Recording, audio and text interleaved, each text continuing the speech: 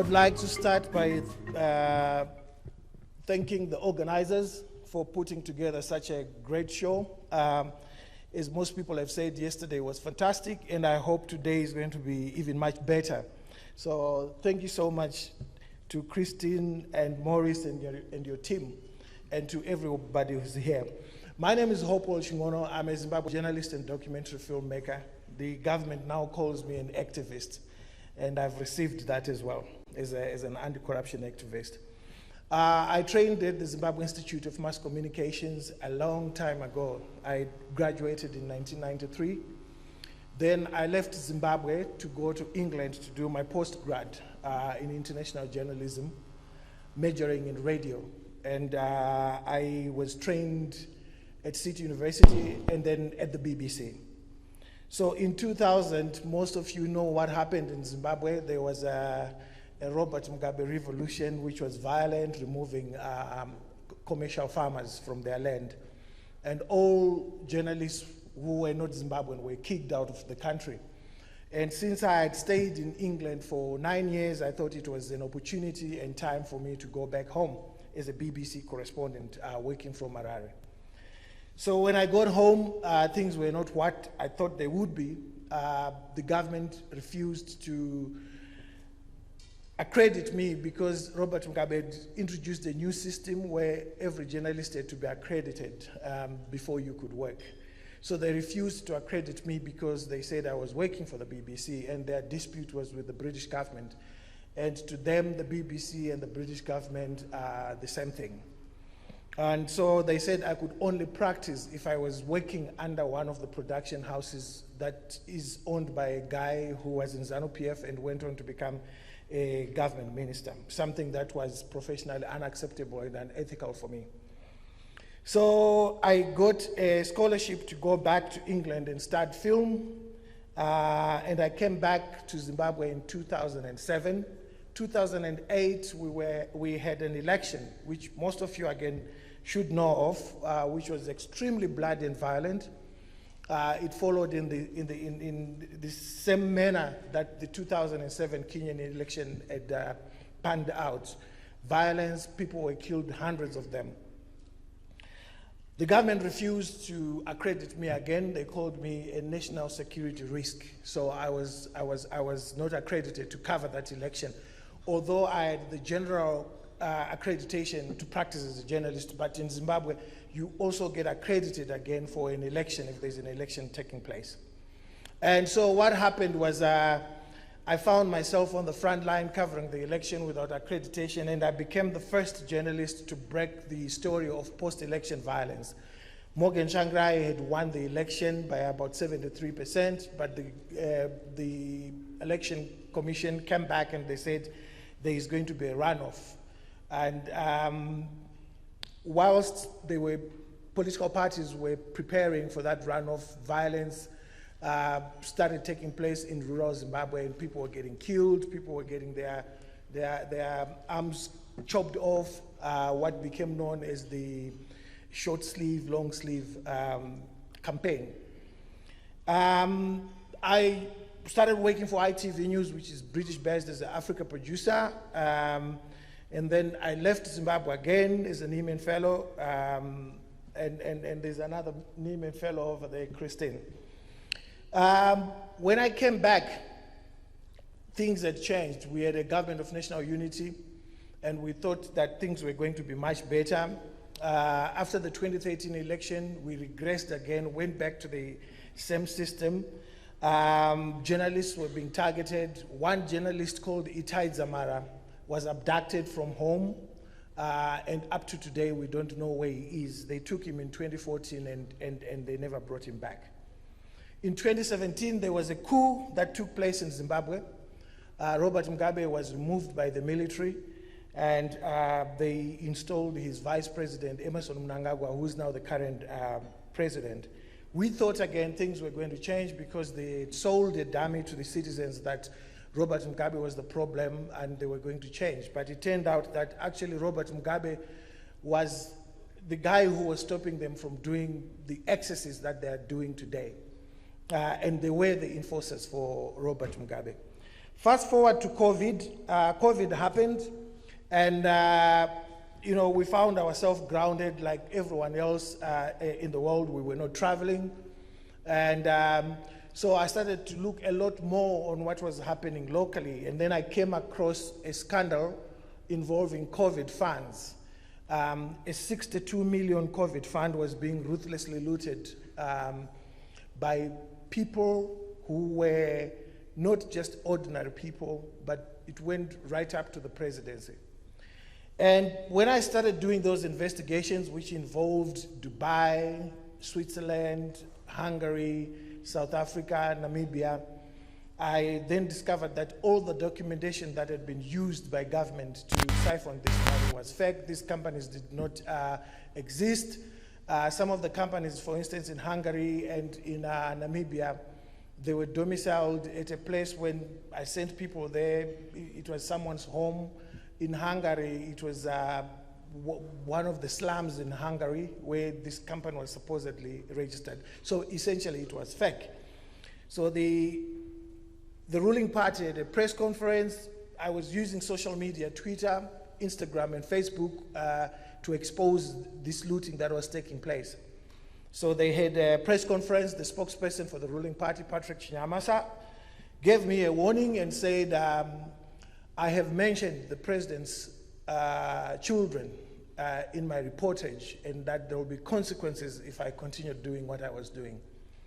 As a journalist, I thought, well, I have a choice to either stop reporting, and it means I've been captured, it means I've been frightened, it means a lot more money is going to be stolen, or I continue reporting.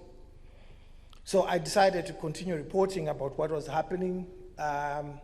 Eventually, my reporting led to the firing of the health minister. He was essentially a scapegoat.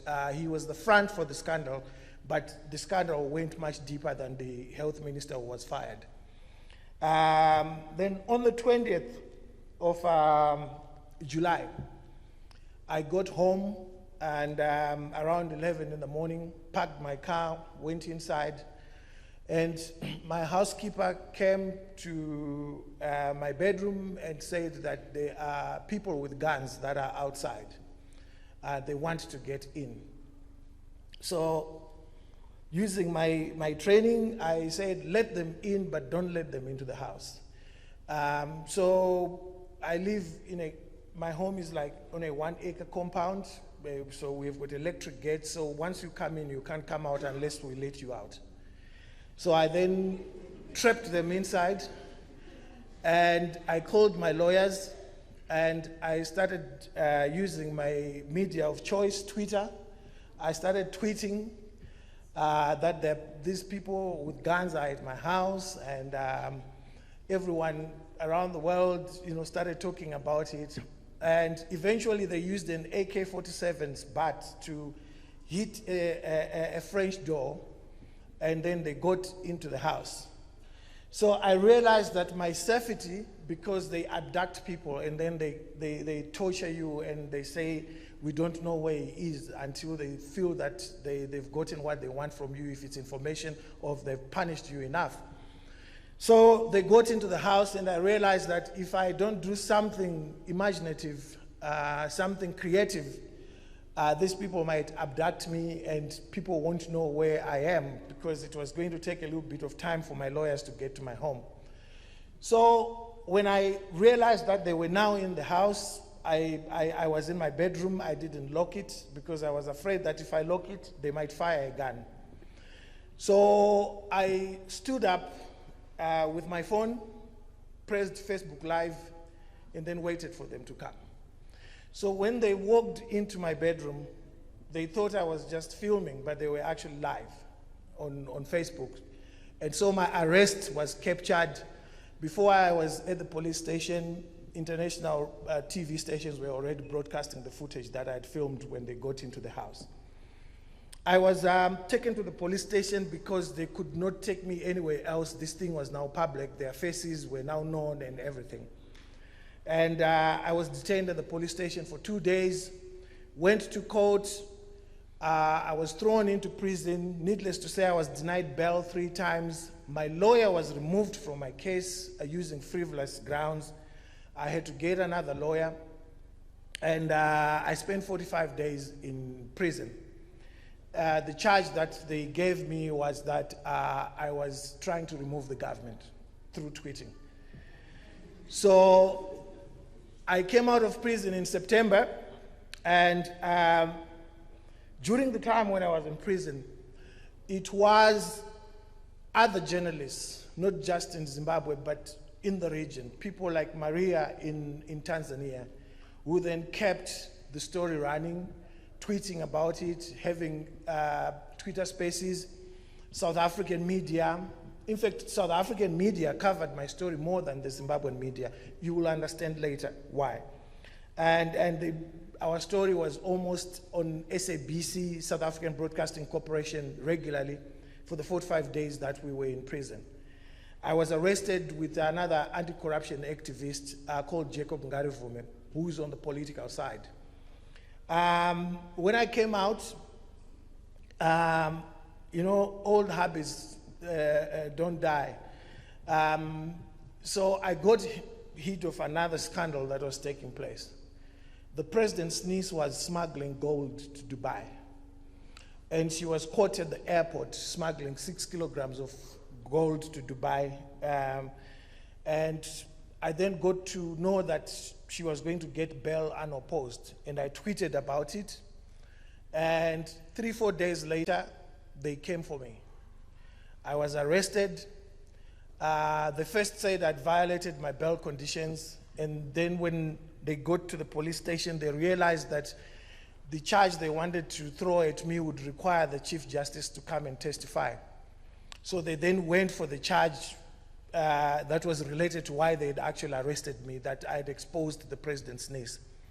I was locked up for about 20 days. I was denied bail at the magistrate's court. The magistrate's court in Zimbabwe is captured. So I was denied bail. I had to go to the High Court, and I got bail after about 20 days. And so now I had 2 cases. They were holding title deeds to my home. They had, we had posted, I think, after the second case, altogether it was like about $40,000 bail reconnaissance. And I was supposed to report to the police station twice a week, and my passport had been taken. They took all my broadcasting equipment, so I could not work. When they came the first time, the second day they brought me home. They came with a truck with over 50 riot police. My compound was like totally surrounded. But interesting, again, Zimbabweans came out. The people just came to my home, parked outside, wanted to see what I was going. We spent a whole day there. They were searching my home. They said they were looking for subversive stuff. And the subversive stuff that they ended up going away with was a P2 camera, laptops, and mobile phones. So in 2021, in January, they came again. This time I was arrested using a law that does not exist. I was arrested for something that I had not actually done. I spent about 24 days in prison again, this time in solitary confinement, and on the 3 occasions I was taken to the maximum prison, Chikurubi, which is one of the worst in Africa. But the thing is, they kept violating their own laws, because you're not supposed to be in a maximum security prison unless you're convicted. But this was meant to send a powerful message, not just to me, but to all journalists, that if you behave in this way that this guy is behaving, this is how we're going to treat you. And in a tragic manner, it has sort of worked. The first time when I came out of prison, there's a young man called Jeffrey Moyo, who's a journalist, who came to interview me. He writes for the New York Times. And after the interview, he expressed his fears. He told me that I'm now scared after what happened to you. And I said to him, no, don't worry, these things do happen. They want to instill the fear of God in you. And needless to say, a couple of months later, they went after Jeffrey. He was arrested, thrown into prison for a frivolous charge. So in a way, I can categorically say that press freedom has been under attack under the present president and his government more than even under Mugabe. The judiciary has been captured, the police has been captured. And in the 3 occasions that I was arrested, what assisted me was international solidarity. So it's important for us as journalists to support each other, to write these stories when one of us is under attack, because as the other speaker said yesterday, they will come after journalists, but unlike the Jews and all that other stuff, when they take the journalists, that's the end of it. Nobody's going to tell the story. So we've got to protect each other.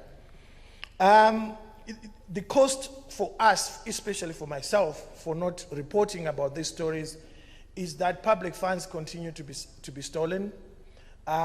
In Zimbabwe, I've reported a lot on the health delivery, which doesn't exist.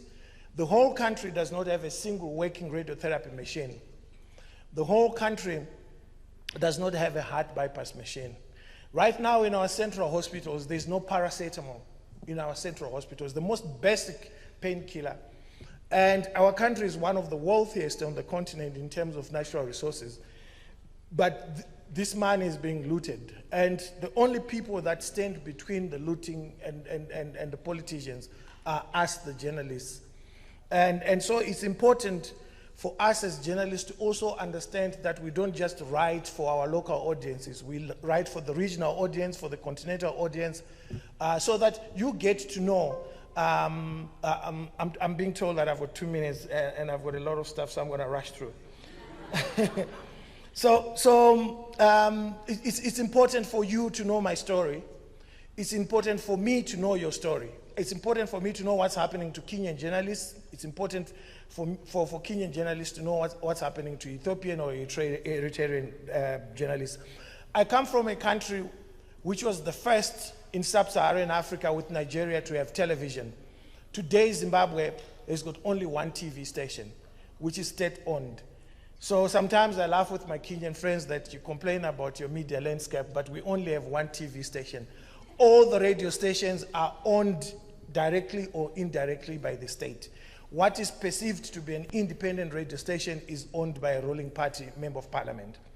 So it's difficult for a lot of journalists who are working for these organizations to write the way, for instance, that Kenyan or South African journalists would write their stories. And that's why you find that a lot of us who are freelancers, we are now using social media to deliver our stories. And traditional media has been made redundant in Zimbabwe because people don't take them seriously. So if you go to one of the independent newspapers called Newsday, if you go to their Twitter feed, they've got over 600,000 people following them. But when they post their stories, not even a single one is responded to. People have lost trust in the traditional media. And I always tell, I'm in a WhatsApp group with the deputy minister where I say to him, it's dangerous for someone like myself to wield the sort of power that I have with a lot of people, almost 1 million people following me on different media platforms, because I can abuse that power if I'm not ethical. But that is where we are. So the last thing I want to say is that the tool of choice, for instance, in Zimbabwe, is humiliation, to humiliate you. You go out there, you think you're a big journalist, we are going to humiliate you. So when I was arrested, I was moving from the prison track going into court in handcuffs and leg irons. I was made to wear dirty khaki uniform, which was torn. I had my own khaki shorts, but they said, no, we are going to make you wear these shorts. Some of the prison officers who were kind would explain to me that they've been told that they need to humiliate me. Some of the humiliation comes through insults. We are called Western puppets. They can create websites where they publish a lot of lies about you. They target female journalists, so you find that female journalists in Zimbabwe are not operating in the space in which I operate because of the attacks. And it's difficult. It's easier for me because my spouse can bring food to the jail for 45 days when I'm inside there. It's difficult for female journalists, for their husband to understand this, to say the wife is away from the children and the family for all these days. So it's important to have this solidarity, to speak out about these issues, because these governments don't want other countries to be talking about these issues. So my problem is not just my problem, it will also become your problem one day if we don't stand together. So since I've overrun my 2 minutes, I think I would just want to end by saying I've observed something interesting in Kenya.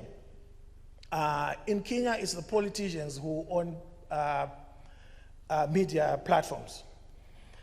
In Zimbabwe, all the media platforms, most of them are owned by the state. In Kenya, they killed KBC. It's not as robust as it should be. In Zimbabwe, Zimbabwe Broadcasting Corporation is the only one that has a TV station.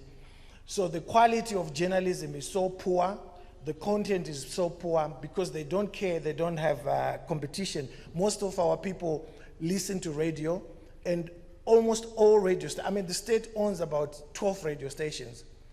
And all this content that is going out is just crude propaganda. And social media has helped us, but the penetration is difficult in rural areas where information is needed. And a lot of our people, sometimes they now listen to shortwave radio stations from neighboring countries or from the Voice of America. And in times of strife, when you're thrown into prison, we have a group of lawyers called Zimbabwe Lawyers for Human Rights that come and represent us, so we don't pay the bills. The bills are paid by the donors. But now there's a law which is coming into place called the PVO. It's targeting those civil society organizations. So the government, once the president signs that law, the government can intervene in those organizations. The idea is to bankrupt you, stop these organizations that represent journalists, and then to bankrupt you so that other journalists will start saying, if I get arrested, I won't have the money to go out there and represent myself. And this law is equivalent to what was called the organizations law in South Africa during apartheid. It's similar to apartheid law. But a lot of African journalists don't understand this, and they don't know about these laws because we show less interest in each other's stories. So it's important for you as journalists to have a keen interest in understanding what's happening. I know it's important to know about Ronaldo and Messi, but it's also important to understand about what's happening in countries around you. Thank you very much.